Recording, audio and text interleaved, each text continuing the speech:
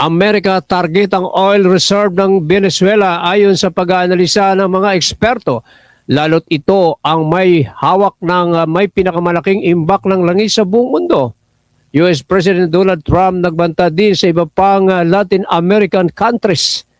Ito mga kababayan, itong ginagawa ni Donald Trump ay isang malaking kalapastanganan sa international law. Ito'y nag-aastang hari at Panginoon sa buong mundo, mga kababayan. Saka naman nakakita na Amerika may sariling soberenya, ang Venezuela ay may sariling soberenya.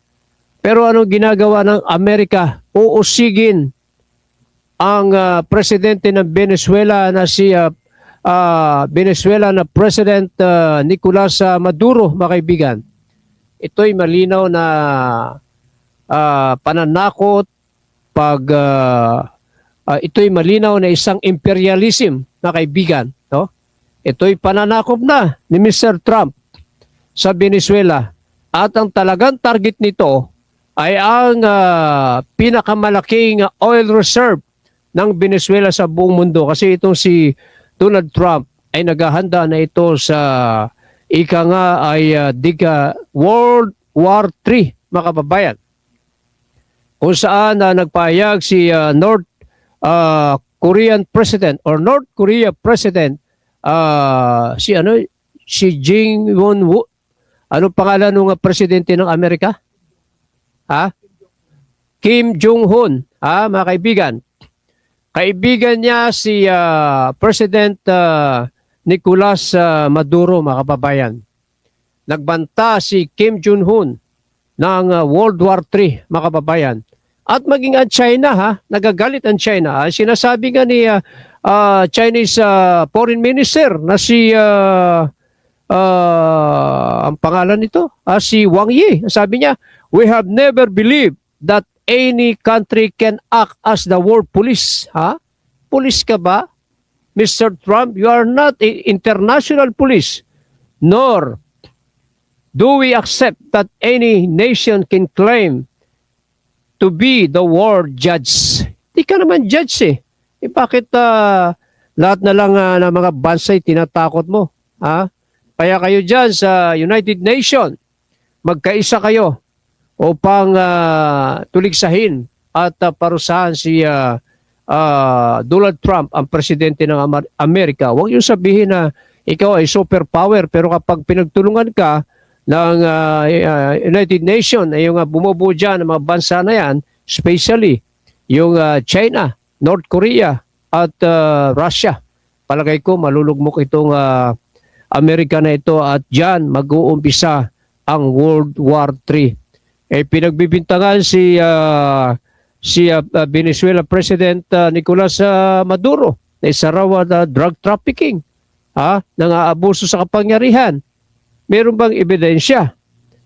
Kung guilty o kung may kasalanan si Nicolas Maduro, ay doon sa kanilang bansa, doon siya dapat parusahan at usigin ang mga justice doon sa kanilang bansa. Hindi yung Amerika na may sariling soberenya, ang Venezuela, kung kaya't paglabag yan sa international law.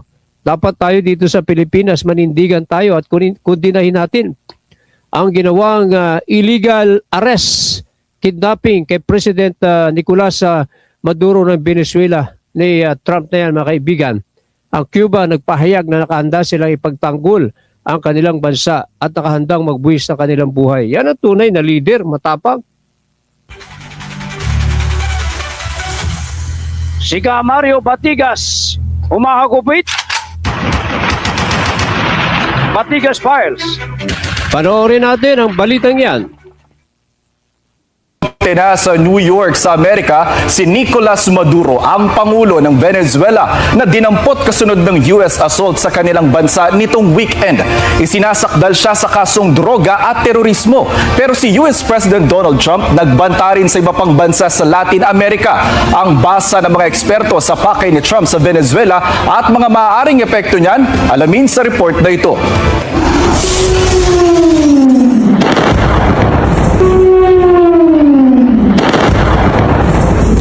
Pinigulat ang ginawang pambobomba ng Amerika sa Venezuela at pagdampot kay President Nicolas Maduro para isakdal siya sa Amerika. Akusasyon kasi ng Amerika sangkot si Maduro sa narco-terrorism o pagpapapasok ng droga sa Amerika. Sabi ni US President Donald Trump, ang Amerika na ang magpapatakbo ngayon sa Venezuela at hahabulin nila ang Venezuelan oil reserve na pinakamalaki pa man din sa buong mundo. We're going to be rebuilding, and we're not spending money. The oil companies are going to go in. They're going to spend money. We're going to take back the oil. We're going to get reimbursed for all of that. Tingin dito ni UP Professor Herman Joseph Kraft, target talaga ng Amerika ang langis ng Venezuela kahit may sarili namang oil reserves ang US. If you can exploit others, first use the oil of other sources. Venezuela's oil reserves are actually the largest in the world, no? Even bigger than in the Middle East. Bago pa man umatake ang Amerika, naglatag na ito ng blockade sa mga oil tanker na magpapasok at maglalabas ng langis sa Venezuela. Dahil dyan, naubusan na ng mapag-iimbakan ng langis at napipilitan tuloy magbawas ng produksyon ng Venezuelan state-run oil company. Babala ni Trump kung hindi bubuksan ng Venezuela ang kanilang oil industry at kung di pipigilan ang drug trafficking, posibleng ulitin nila ang pag-atake. Acting President ngayon ng Venezuela si Delcy Rodriguez. Palaban pa siya noong una, pero ngayon bukas daw siyang makipagtulungan sa Amerika. At ngayon, hindi lang Venezuela ang pinagbabantaan ni Trump. Sabi ni Trump, ang Colombia na katabi ng Venezuela ay pinatatakbo ng isang sick man at dawit din daw sa produksyon at pagpupuslit ng cocaine sa Amerika. Sagot ni Colombian President Gustavo Petro, handa siyang ipagtanggol ang kanilang soberanya. Binigyang diin din niya ang mga hakbang kontra droga ng Colombia. Naniniwala rin si Trump na dapat may gawin sila tungkol sa Mexico, pero di niya ito dinetalye. Tungkol naman sa Cuba, tila hindi naman daw nila kailangang pakialaman ito dahil mukhang babagsak na ito ng mag-isa.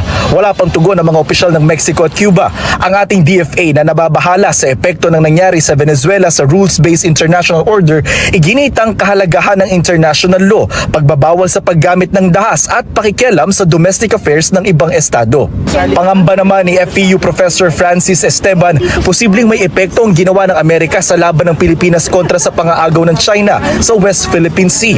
We've been using international law as a weapon and as our leverage in our claims in the South China Sea against our territorial dispute. Disruption in the rules-based international order, this kind of violation of international law, somehow also diminishes the legitimacy of it in a way. Sabi naman ng isang ekonomista, posibleng mabuti ang maging epekto sa stock markets ng pagkakadampot kay Maduro. Inasahan kasing mapapataas dito ang oil production sa Venezuela.